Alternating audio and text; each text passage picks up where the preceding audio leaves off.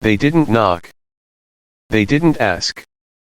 They didn't send diplomats or warnings.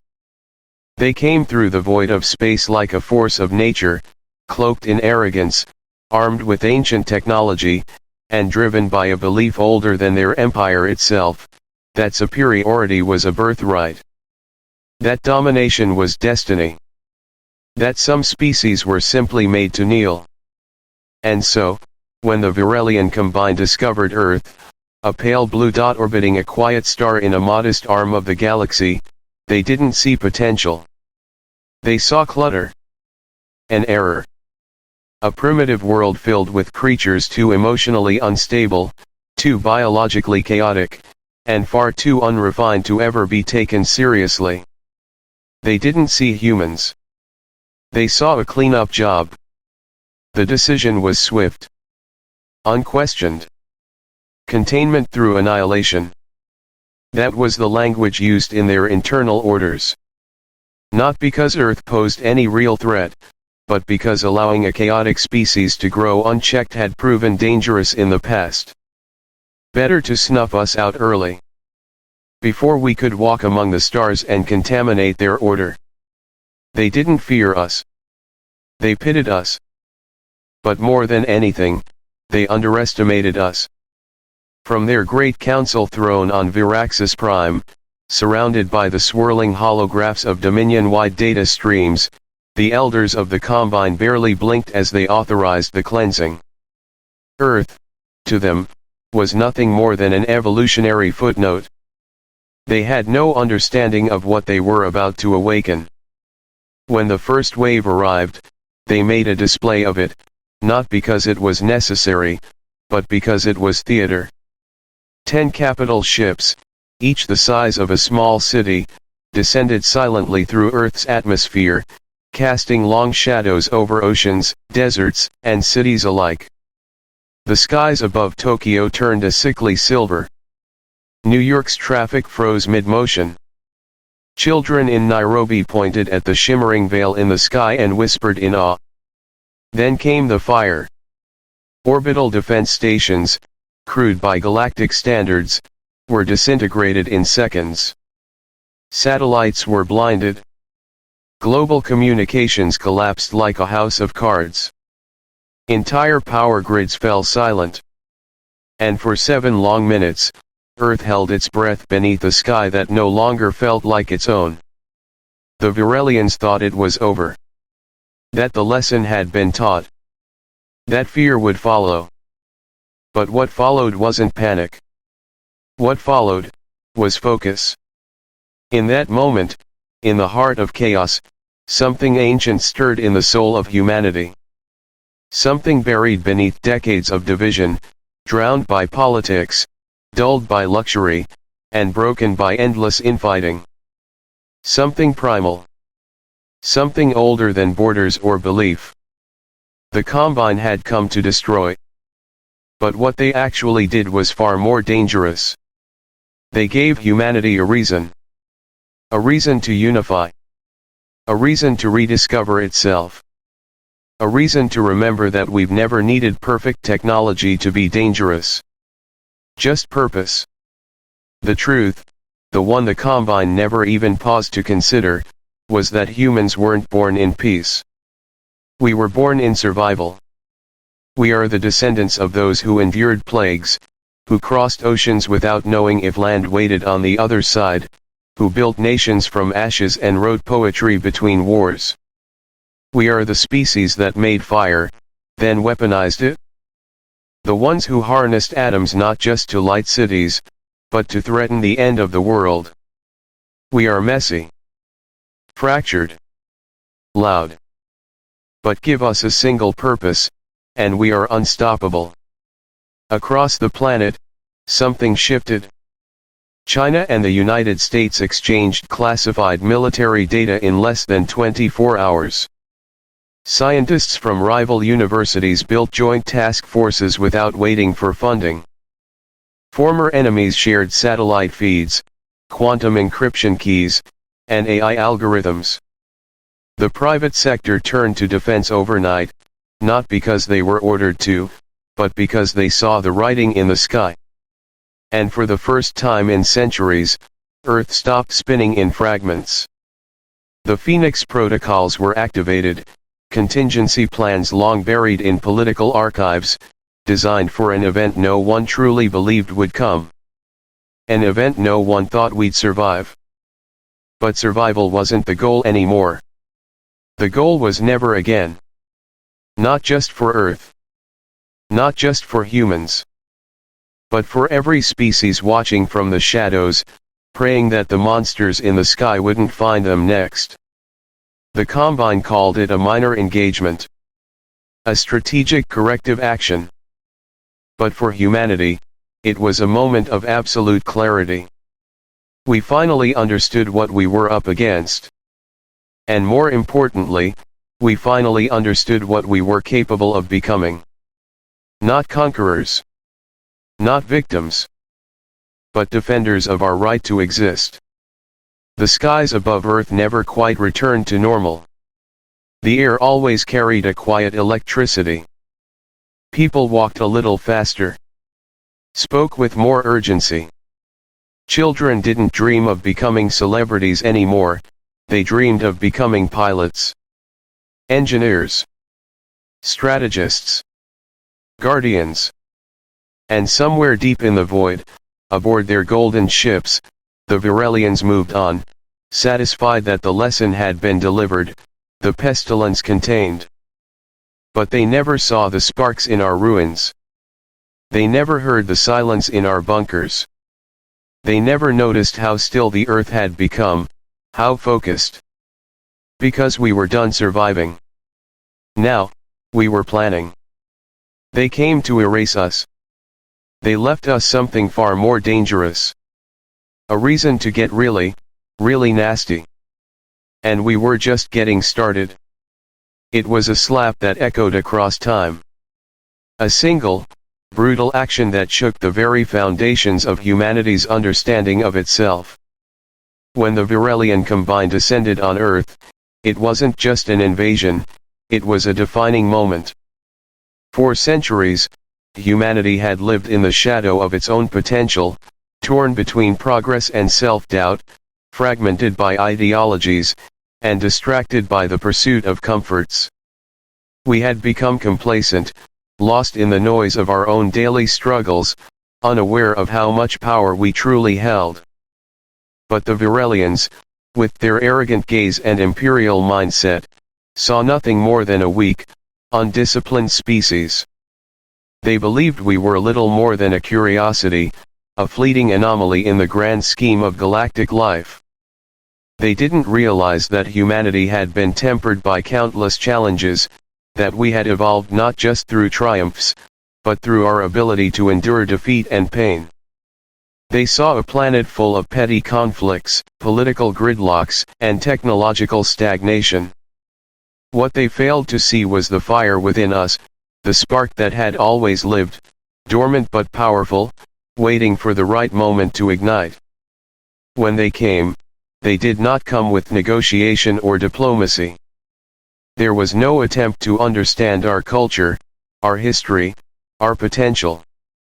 They didn't see a species that could think, adapt, or innovate. They saw a primitive world full of resources to be harvested, of life to be cleansed, of civilization to be wiped out. Their ships, vast and filled with cold precision, descended upon our cities like predators circling their prey. The first strike was swift. Relentless. Earth's defense systems, outdated and ill-prepared for an attack from such an advanced species, fell apart in an instant. There was no warning. No chance to respond. Satellites went dark. Cities vanished in blinding flashes of light. It was an execution, not a battle. And yet, what the Virellians couldn't comprehend in their arrogance was that, in delivering this death blow, they had awakened something far older and more dangerous than anything they could have ever imagined. Humans don't fall easily. And we certainly don't stay down. In the aftermath of that first attack, as the smoke settled and the remnants of human civilization tried to find its bearings, something began to shift deep within us. The question wasn't how to survive, we knew that instinctively. The question was what we would do next. In that moment of devastation, we found our purpose. And in finding that purpose, we found a truth that had always been with us, buried under layers of complacency. We were more than capable of responding with force, with ingenuity, and with a fierce unity that no enemy could have foreseen. What followed wasn't panic, it wasn't chaos. It wasn't the desperate scrambling of a species on the brink of extinction. No. What followed was the deliberate, unwavering rise of a species that had been pushed to the edge but refused to be erased. Humanity, once divided by so many lines, race, religion, politics, suddenly became a singular force, united by one unshakable truth: we would never bow to anyone, especially not to those who saw us as prey. And so, we fought back. The Virellians had made the fatal mistake of thinking we were weak. But what they failed to see was that humanity's true strength lies not in brute force, but in our ability to adapt, to evolve, to learn. We may not have had the advanced weaponry they did, but we had something far more potent, an innate ability to think our way through any problem, to craft solutions in the face of overwhelming odds. The same adaptability that allowed us to survive natural disasters, pandemics, and internal strife was now unleashed upon an unsuspecting enemy. We didn't just react, we countered with the kind of innovation and speed that only humans could muster. Within days of the first strike, emergency protocols were activated. The world's greatest minds, scientists, engineers, doctors, hackers, and soldiers, came together in a singular effort to not only defend our planet but to ensure that such an attack could never happen again. We didn't just rebuild our shattered infrastructure, we redefined what it meant to be human in the face of annihilation. The first signs of our response were subtle. An emergency broadcast here, a rallying cry there. But as the days went on, the scale of our response grew. Our forces, though inexperienced compared to the Virellians, were learning. Each day brought new tactics, new technologies, new strategies. Earth's resources, once spent on consumer goods and comforts, were now being redirected into a war effort unlike any the universe had ever seen. We were building not just weapons, but a collective will. And in that unity, we became something formidable, something that the Virellians had never encountered. But it wasn't just our weapons that made us dangerous. It was our hearts, our minds, and our spirit. We fought not just for survival, but for something far greater, the preservation of everything we had built. The Virellians were fighting for power. We were fighting for our future, for the very idea that we, too, had a place in the galaxy. We didn't just want to defend our home, we wanted to expand our reach, to show the universe that Earth was no longer a backwater world, but a force to be reckoned with. The Virellians, in their cold, calculating way, had underestimated the one thing they could never predict: humanity's relentless drive to protect what we love. They thought they could snuff us out, erase us from existence, and claim our world as their own. But what they failed to account for was the fire inside of us, the fire that burns brighter in the face of adversity, the fire that turns us into something more than we were before. And now, for the first time in our history, the world wasn't just united in fear. We were united in purpose. The slap they delivered had no idea what it had set in motion. It had awoken something deep within the human soul, a power, a fury, a resilience that we had been too blind to see for too long. The Virellians thought they were the ones with all the power.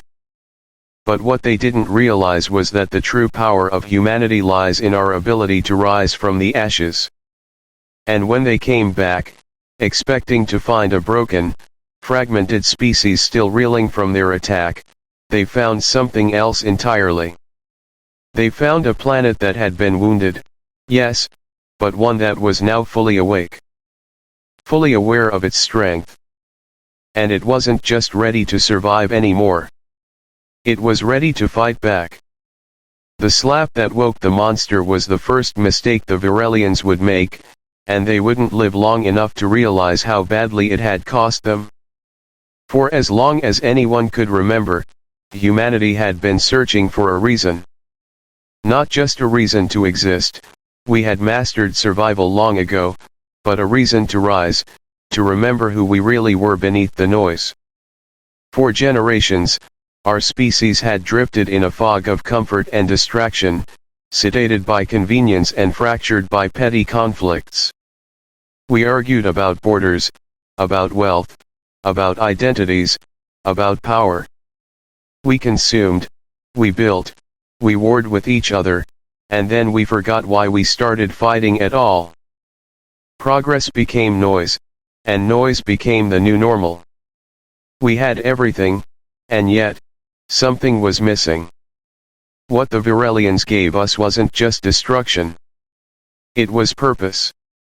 When their ships burned through our skies, when they turned cities to ash and silenced our satellites, when they slaughtered without speaking and declared us unworthy of existence, something shifted. Not just in our leaders, or in our soldiers, or even in our scientists. It shifted in our people. In the hearts of those who had never thought much about the stars, or about war, or about what humanity's place in the galaxy truly meant. We weren't scared anymore. We were angry. Focused. Awake. And above all, we were united. There was something beautifully terrifying about it, the way humanity responded to its own near extinction. Not with blind panic, not with collapse, but with clarity. For the first time in centuries, perhaps longer, the noise stopped. The bickering died down.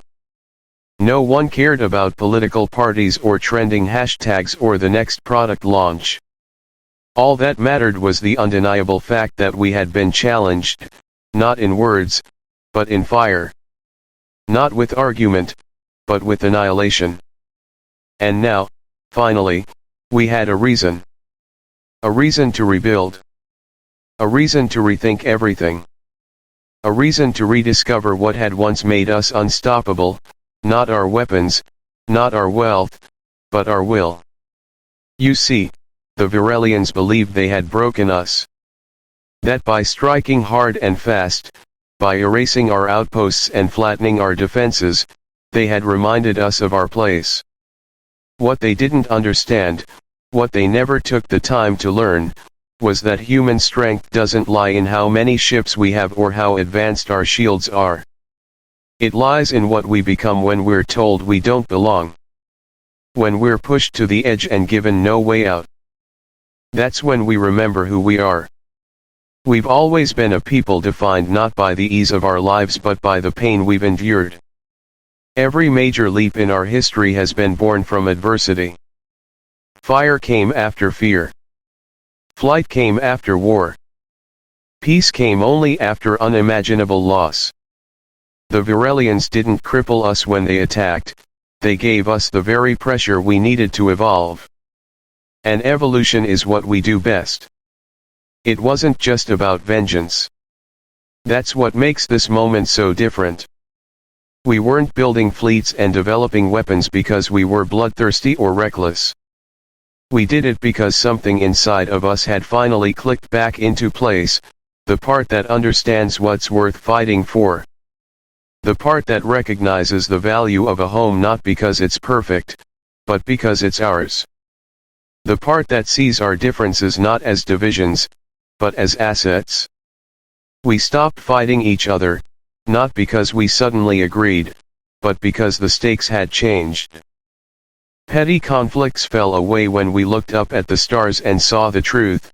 There are things out there that do not care for our ideologies, our nations, or our past. Things that see us only as a resource, or a threat, or an accident to be corrected. That realization didn't crush us. It galvanized us. And in that moment of global clarity, something extraordinary happened. Artists started painting not to escape reality, but to imagine new futures. Engineers pushed beyond the boundaries of physics, not for profit, but for protection. Teachers rewrote their lesson plans overnight to include astronomy, survival, ethics, and unity.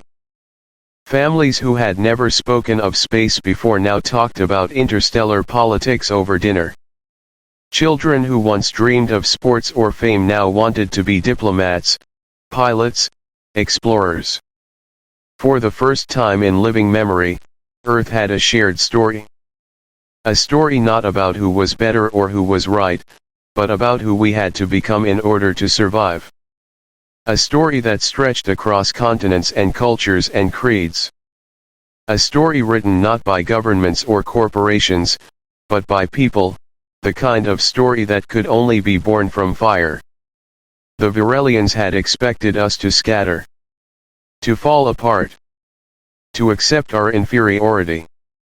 What they found instead was a species that didn't run, a species that stood its ground, even as the skies fell.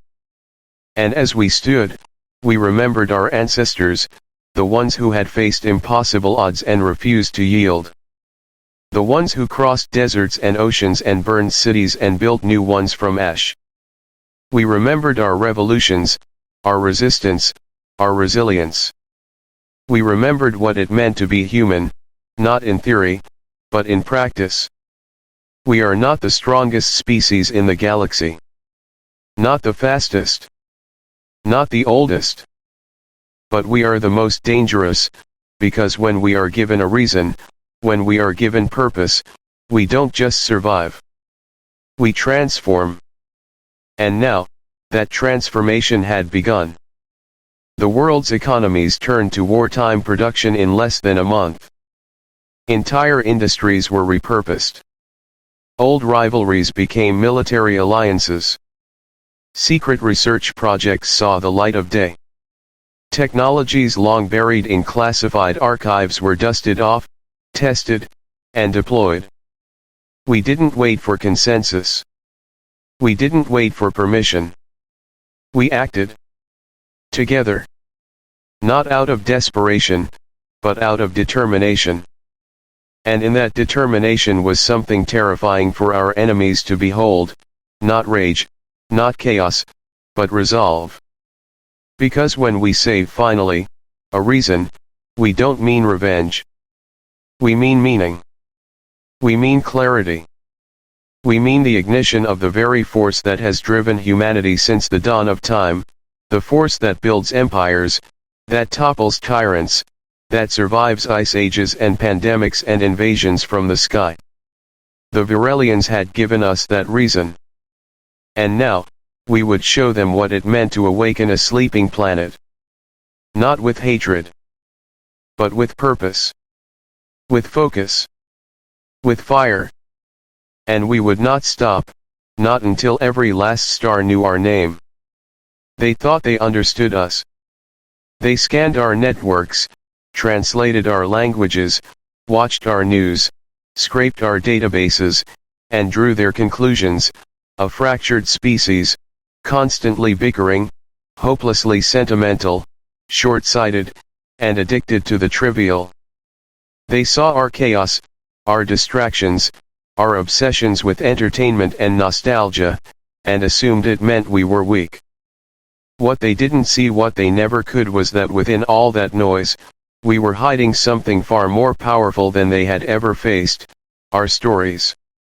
Not our weapons. Not our numbers. Not even our science.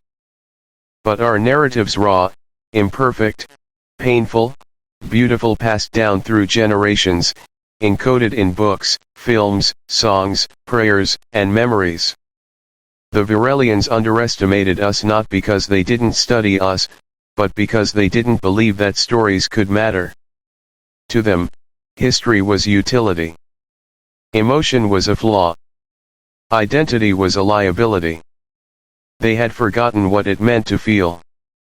To bleed. To remember. We hadn't. In the quiet after the first assault, as humanity braced for extinction and the Phoenix protocols activated, something unexpected happened. We didn't just build ships or weapons. We began sharing stories.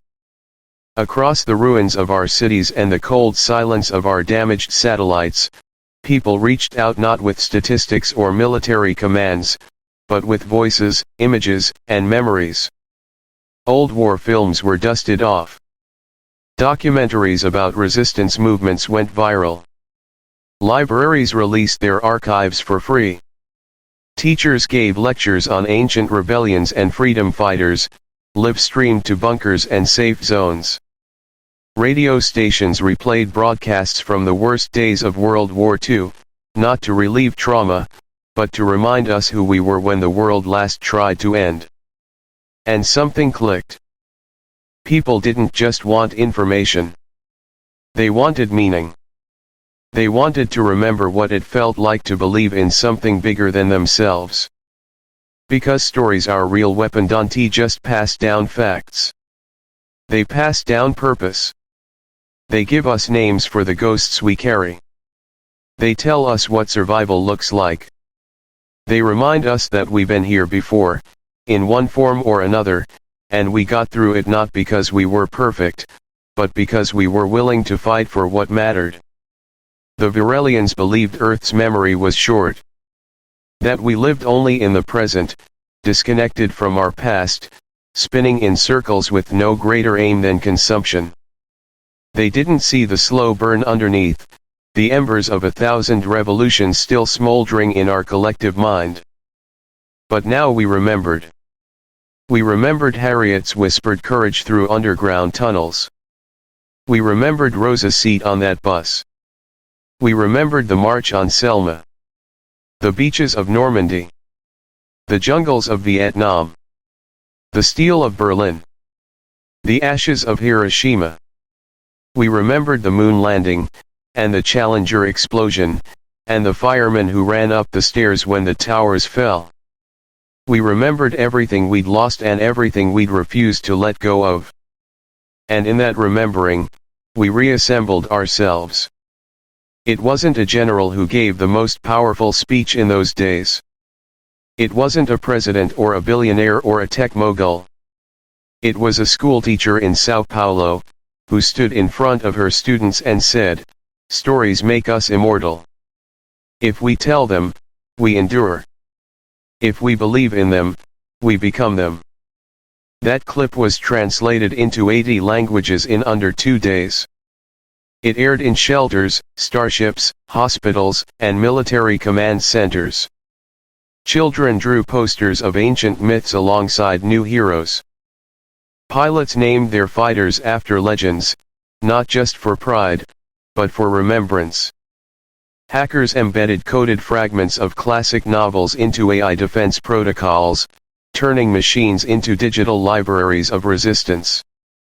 Every strike we planned, every strategy we executed, was built not only on science and math, but on narrative. On why we fought. On who we were when we fought. On what we refused to become. Because war without a story is just violence. But war with a story is legacy. The Virellians didn't understand this. Their wars were antiseptic. Calculated. Efficient. There was no poetry in their battle doctrine, no room for myth or mourning. They believed that to remove emotion was to sharpen power. But emotion is power. And ours ran deep. We wrote songs that blended ancient chants with digital rhythms. We painted murals of the fallen on every launch platform. We taught our children that even if they never lived to see peace, they would become the reason peace was possible. And our enemies, these cold, clinical invaders, watched as we turned every moment of loss into fuel. They saw us broadcast eulogies to the stars, write poems on missile casings, whisper prayers into helmet comms. They didn't understand what they were seeing. It terrified them, though they wouldn't admit it. Because how do you fight an enemy that cries for the dead and still keeps marching? They had no defense against that. Against memory. Against meaning. There were moments, even in battle, where we could feel it turning. Their formations began to fray. Their confidence wavered. They no longer saw us as predictable. No longer saw us as a math problem with one solution. They began to hesitate. To ask questions. To wonder how a species so primitive could move with such unified ferocity. The truth was, we weren't unified by orders. We were unified by story. We weren't just fighting for survival. We were fighting for the right to keep telling our story on our own terms.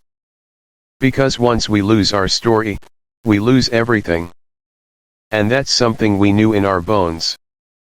So when they ask, years from now, how humanity stood against a force that dwarfed us in every measurable way, the answer won't be found in numbers or firepower or technology. It will be found in the stories we told. The ones that reminded us who we are. The ones that gave us strength when logic said we should surrender.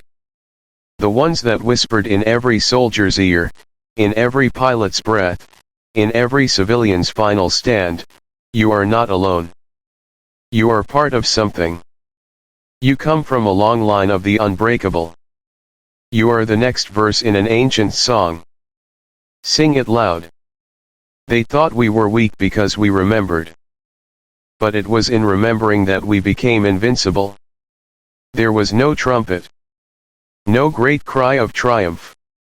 No one stood atop a mountain shouting victory. When Earth won its first battle against the Virellians, the world didn't erupt in celebration. There was silence. And in that silence, there was something sacred. Because everyone knew what it had cost. And because, for the first time in the long history of human struggle, we had fought a war not just to preserve what we had but to redefine who we were. It wasn't just a military engagement. It was a spiritual reckoning. The Virellians had returned, confident that the first assault had broken our back. What they expected to find was a scorched, panicked world barely able to stand. What they found instead was a planet no longer gasping for air, but breathing in rhythm, steady and focused. Their fleets pierced the atmosphere like arrows, elegant and massive. Their ships were shaped like myths-long, graceful constructs of golden alloy, humming with quantum energy, shields layered with centuries of accumulated technology. They didn't sneak in. They didn't try to conceal their arrival. Why would they? To them, this was a culling. A cleanup operation. The final sweep of a failed experiment. But Earth was ready. And it wasn't just our guns that were waiting. The Virellians had forgotten something essential about the nature of war. They believed it to be a contest of force. We knew better. We knew that war, at its core, is a conversation. A terrible, primal conversation about what each side is willing to endure in order to be heard. And we had been listening. The technologies we deployed weren't just clever, they were handcrafted responses to the Virellians' arrogance. We didn't meet fire with fire. We met it with questions they couldn't answer. Our engineers had studied the energy signatures of their weapons and reprogrammed our shields to mimic quantum feedback. Our fighters, smaller and supposedly inferior, moved with chaotic precision, guided by neural-linked pilots who had trained not in simulations, but through real-world crises and instincts born from millennia of struggle. We hit them where it hurt, not just in hardware, but in their assumptions. They expected resistance. What they got was defiance. In the frozen atmosphere above the Pacific, a Virellian dreadnought was the first to fall, its engines shorting out from an undetectable pulse wave launched from a disguised Arctic base. The crash was visible from the coast of Alaska to the islands of Japan. Civilians watched it burn through the sky, a streak of foreign light, like a dying god bleeding fire across the clouds. It wasn't just a ship. It was a symbol. And symbols are how humans win wars. As their fleet tried to regroup, dozens of coordinated strikes erupted across the upper orbitals. Small, agile craft slipped through their formation, not to destroy, but to disable. We weren't aiming for annihilation. We were aiming for understanding. For a message. For a mirror. This is what it feels like, we said without words, without speeches. This is what it feels like to be hunted. By the time their command ship realized the extent of the disruption, it was already too late. Their data was corrupted. Their targeting systems were rerouted through false nodes. Their communications were jammed not by brute force, but by carefully crafted mimicry human signals, disguised to echo their own frequencies, feeding them images of phantom threats, leading them deeper into chaos. But what rattled them most wasn't the losses. It was that they hadn't anticipated us. Because to the Virellians, everything about humanity had seemed inefficient, illogical, messy. And yet, that very mess, the contradictions, the unpredictability, the emotion, the stubborn refusal to follow any known logic became our greatest weapon. We weren't fighting for dominance. We weren't trying to claim territory or extract tribute. We were fighting for something far more dangerous, the right to exist without permission. When their flagship finally withdrew, limping and scorched, it left behind debris, yes, but also doubt. Doubt in their commanders. Doubt in their assumptions. Doubt in the idea that humanity was a problem easily solved. And that was our real victory. Because war is not only measured in destroyed ships or casualties inflicted. It's measured in how deeply you disrupt your enemy's certainty. And we had shattered theirs. Back on Earth, there was no global broadcast, no declaration of victory. The news traveled quietly, like a prayer passed between hands.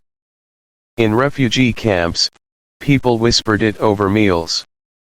In shelters, they wept without understanding why. Soldiers stood in silence, their rifles still in hand, not sure what to do with the stillness that followed. And yet, something profound settled over the world, a kind of reverent relief, like the collective breath of a species that had been holding itself underwater for too long. We had not only survived. We had won. Not because we were stronger, but because we were more committed, more desperate, more alive. And that scared them. Somewhere, the Virellian High Command would now be rewriting protocols, reassessing threat models, questioning long-held assumptions. Somewhere, a war council would be looking at the data and realizing that humanity, this erratic and unruly species from a small blue planet, had just done the impossible. We had made them bleed. But the victory didn't make us arrogant. If anything, it made us quieter. More serious. More aware of the road ahead. Because this wasn't the end. It was the beginning.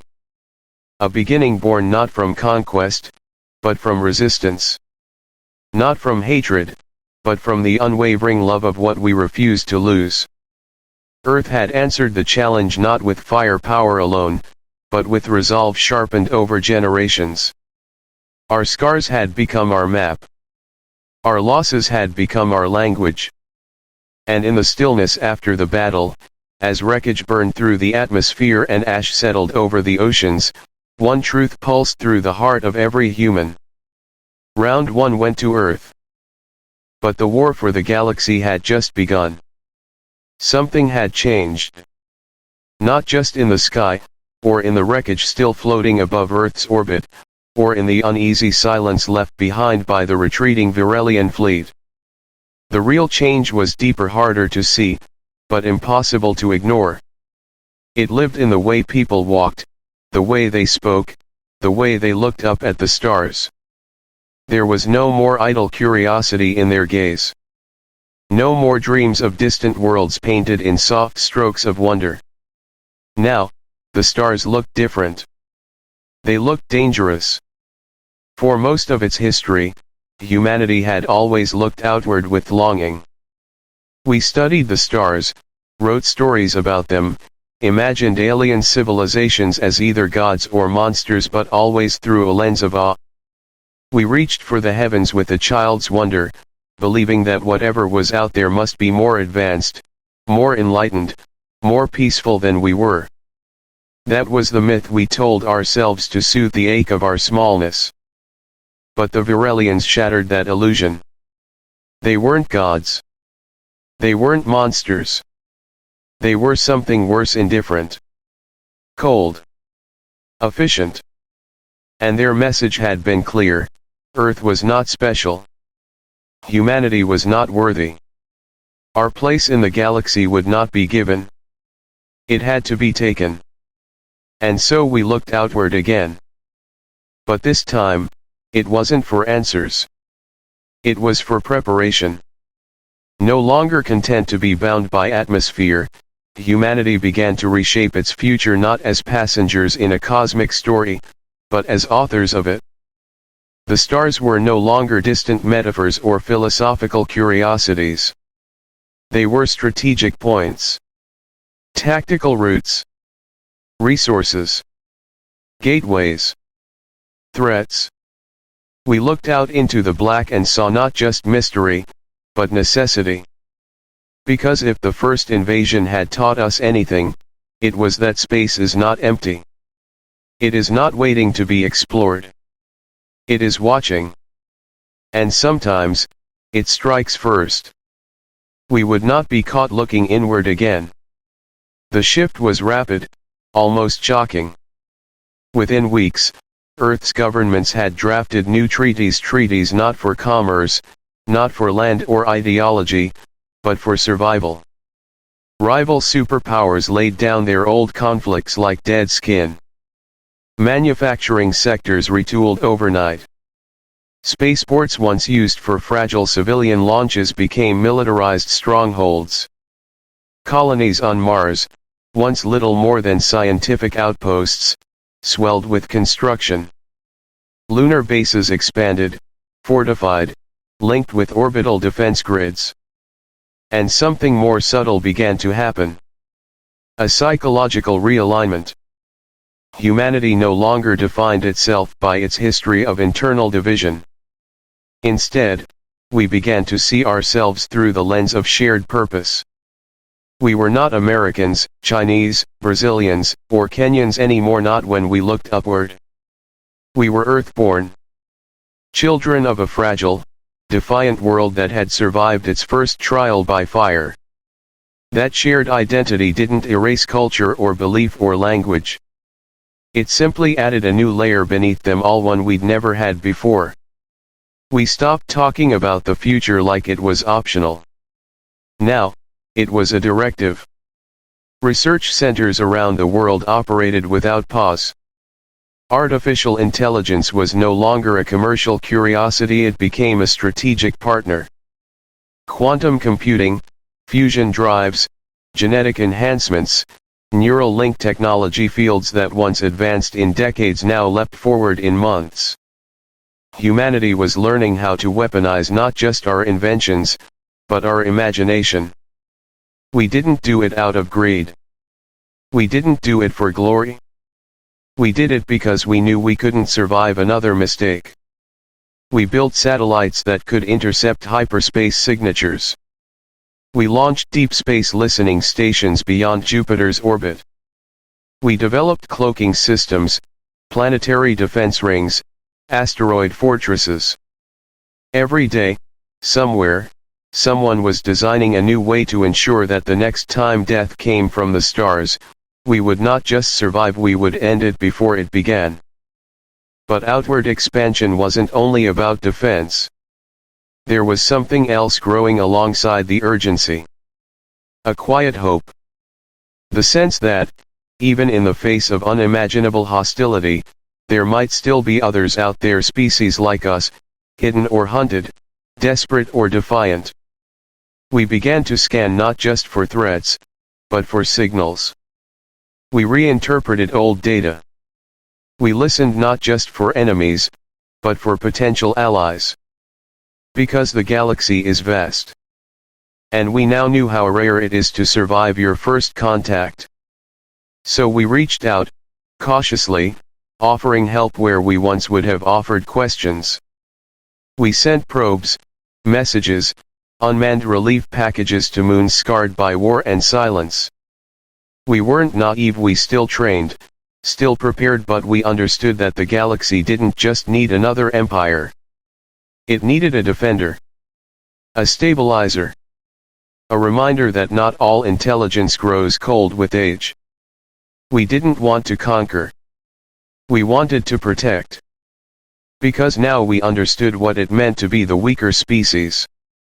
To be the one who watches ships descend from the sky, wondering if this is the last day you'll ever know peace. That memory was carved into us. It wouldn't leave. And it became the moral foundation for everything we built moving forward. When we launched the Horizon Treaty Fleet, a coalition of warships, research vessels, and diplomatic envoys, it wasn't a statement of dominance. It was a promise. That we would not let what happened to us happen to others. That humanity's legacy would not be built on reaction, but on vigilance. And maybe, one day, on restoration. We knew there would be more Virellians.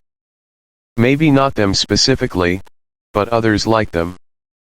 Cold civilizations cloaked in perfection, confident in their control, blind to the cost of their certainty. And when they came, because they always do, we would be ready. But this time, we would meet them out there. Far from Earth. Far from our homes. On our terms. We no longer waited for the storm to come to our shores. We sailed into it. Looking outward wasn't a retreat from who we were. It was a return. Humanity had always looked to the horizon, long before we had rockets or radio. It's in our nature to push against the unknown, to carve paths where none exist. The only difference now is that we understand what it costs to wait too long. We carry that lesson with us. In every launch. In every star chart.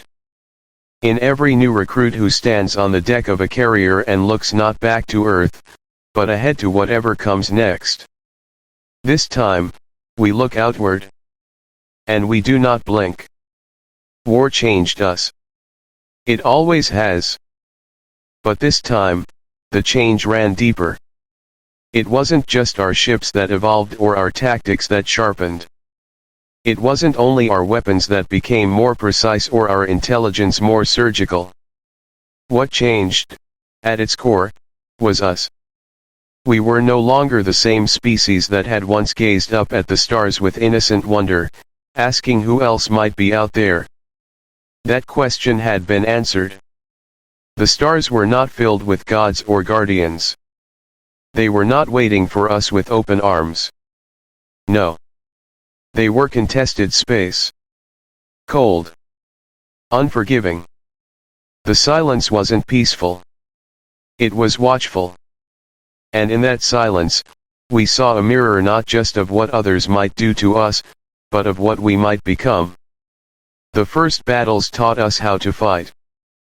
But what followed taught us how to change. We learned that victory could not come through strength alone. That raw power, no matter how advanced, meant little without understanding. The Virellians were stronger. Smarter in many ways. Older. But they were static, trapped in a doctrine that hadn't evolved in centuries.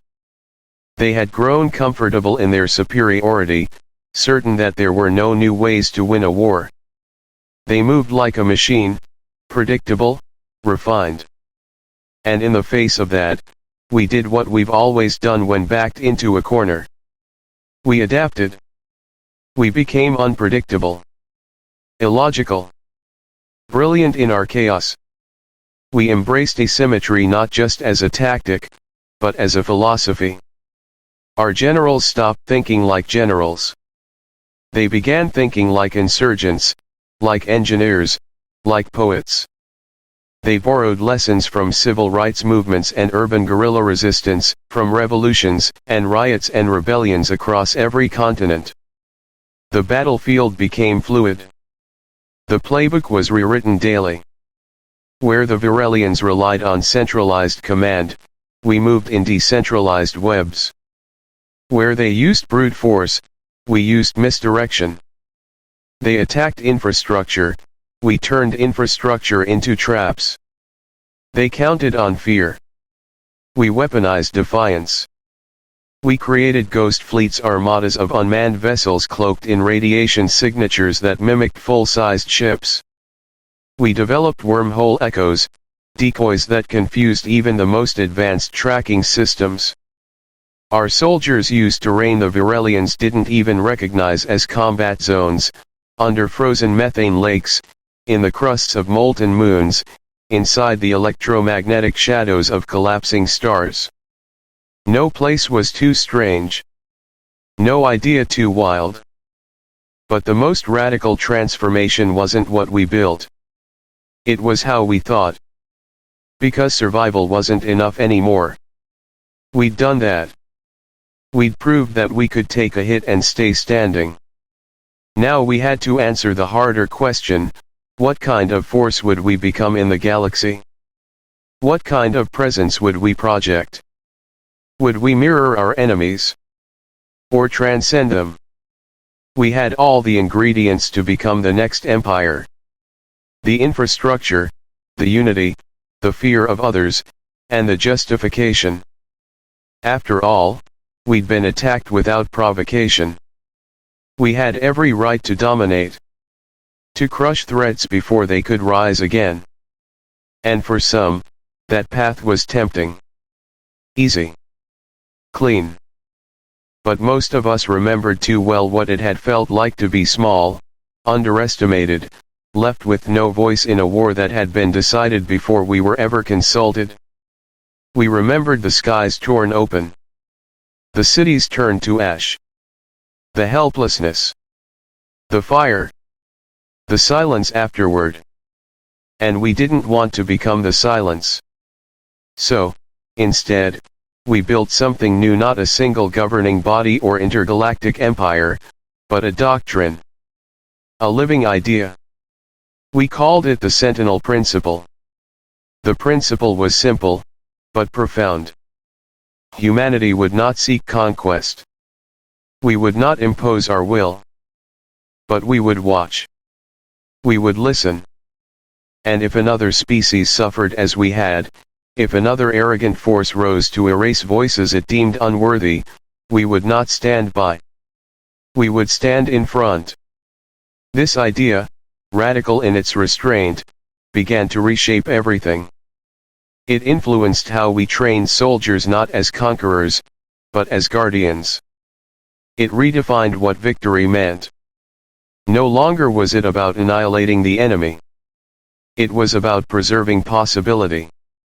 Defending the right of others to grow into themselves, without fear. And that's when the threats changed. They no longer came only from outside. They came from within. There were factions who disagreed.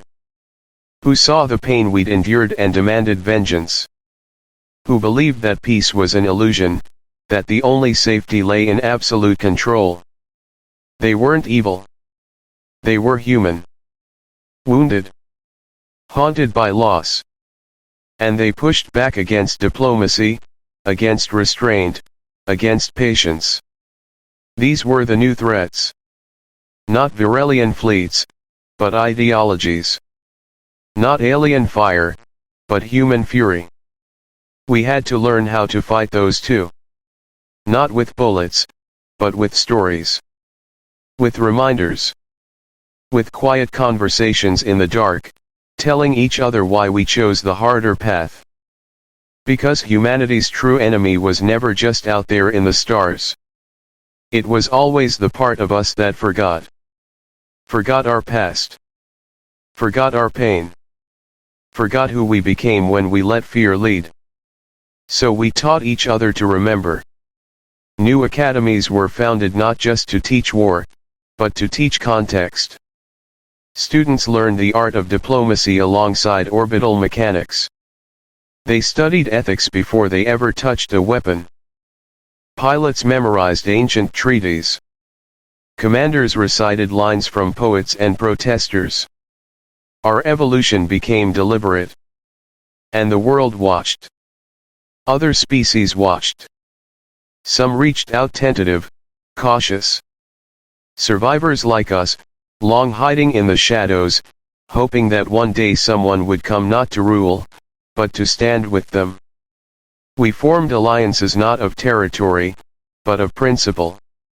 A network of the once silenced. Together, we became louder. In time, the Virellians would return. We knew that. Pride does not die easily, and defeat is a hard lesson to learn. But we also knew that when they did, they would find something unfamiliar. Not just better weapons, but better people. A species forged in fire, tempered by restraint, and built not on domination but on resolve. Humanity had been tested. We had burned. We had broken. But we had rebuilt ourselves not as conquerors, as sentinels. And the galaxy would never be the same. Peace is never given. It is earned sometimes through fire, sometimes through loss, but always through preparation. That is the truth humanity had to learn, and it is the truth we now live by. Not because we crave war, but because we finally understand what it costs to believe peace is permanent. There was a time not so long ago when Earth believed it was alone. That belief bred comfort. We wrapped ourselves in the illusion that progress was inevitable, that danger was distant, that the stars would welcome us as children finally grown enough to join a cosmic family. We thought we would be applauded for surviving ourselves. That maybe the universe would offer wisdom, not weapons. But the Virellians taught us otherwise. They didn't come to talk. They didn't come to teach. They came to end us. And so we survived not by grace, but by fury. By unity. By becoming something sharper, something harder, something forged in the crucible of near extinction. We didn't just push them back. We didn't just win a battle. We changed. Fundamentally. Permanently. Now, we live in a world rebuilt from the bones of that change. Peace, when it came, was not a victory lap. It was a question mark. What do you do when the threat retreats, but the fear remains? When the invaders are gone, but the scars keep speaking? When the silence of the stars is no longer empty, but full of the knowledge that something out there once tried to erase your name from history? You prepare. Not for revenge. Not to conquer. But to ensure that the next time a force arrives, it finds us standing not scrambling. Ready not fractured. Earth became more than a planet. It became a promise. Every ship we launch carries that promise etched into its hull. Every outpost we establish on barren moons or distant asteroids bears it in its design. We do not build for comfort anymore. We build for resilience. For endurance. For the day we hope will never come but no, deep down, inevitably will. That's what peace costs. Constant readiness. Relentless memory. A refusal to look away from the horror we endured. But that's not all peace costs. It also costs compassion. Restraint. The discipline to hold your fire when you could dominate. The wisdom to lead with diplomacy, even when vengeance would be easier. It is the price of being stronger and choosing not to become the thing that once threatened you. We have power now. More than we ever imagined possible. Our fleets span systems.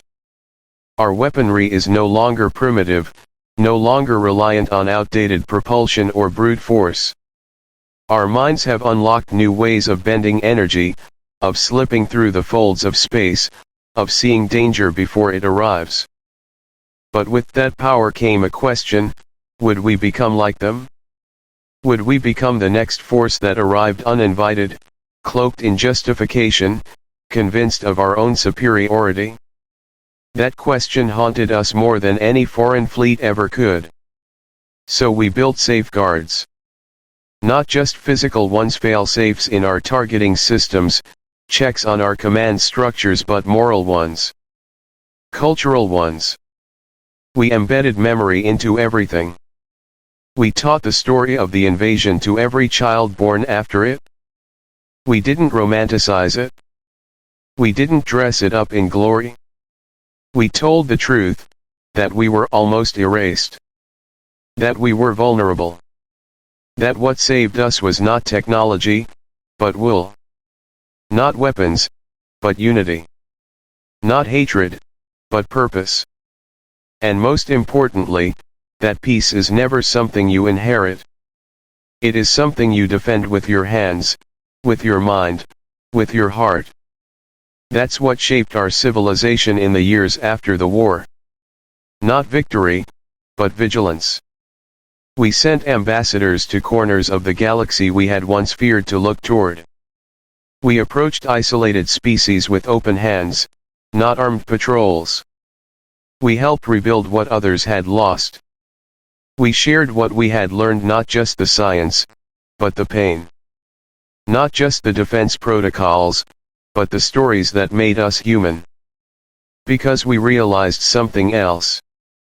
Survival didn't make us exceptional. Survival made us responsible. We weren't the chosen ones.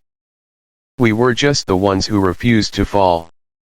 And that refusal, fierce, desperate, hard-earned, meant something. It meant we could not forget the others. The ones who never got their chance. The ones whose skies were blackened before their voices were heard. The ones who did not survive their first contact. And so, we carry them with us. In the songs we sing when ships launch. In the silence we keep during moments of remembrance. In the way we speak to new civilizations, not from above, but as equals, as fellow strugglers in a galaxy that is not yet kind. We learn that peace is not the absence of conflict. It is the presence of conviction. Conviction that we will not allow what was done to us to be done to others. Conviction that our strength must be used not to impose order, but to protect potential. That is the price we pay. And we pay it gladly. Because we know what it looks like when peace is lost. We've seen the cost of complacency, the consequence of believing that silence means safety. We've walked through cities turned to ash, listened to the final transmissions of satellites falling from the sky, held our breath beneath the shadow of ships that came to erase us. We do not fear the stars anymore. But we no longer worship them, either. We watch them. We listen. We prepare. Because peace is not a destination. It is a duty. And we are its guardians now. So when the next threat comes, and it will, we won't hesitate. We will act, not with anger, but with purpose. Not to destroy, but to defend. And if that defense must be hard, must be brutal, must call upon all the fire we have stored in our bones since the last war, then so be it. Let them come. We are ready. Not because we crave the fight, but because we remember the silence. And we will not let it fall again.